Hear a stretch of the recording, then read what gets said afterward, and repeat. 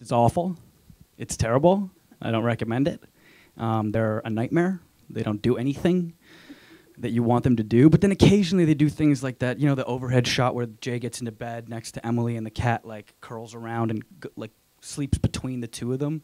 Like sometimes that shit happens and then you're like, oh, cat, I love you. And then you spend 4 hours trying to get it to jump off a window ledge and you want to kill yourself.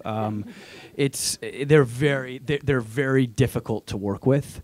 Animals are always difficult to work with. And I did a movie when I was a teenager with a dog, and I learned very quickly that it doesn't really matter how good you are in that shot. If the dog does what the dog is supposed to do, that's going to be in the movie. So I told the cast, I was like, if those cats are doing their thing, you better act properly, because otherwise you're going to suck in the movie. Because if the cat does the thing it has to do, then that's going to happen. And I really tried to keep it simple. Like I was like, eat, sleep, curl up. Like I wasn't like, they're not superhero cats. But it was trying and difficult. I mean, the fish were hard too.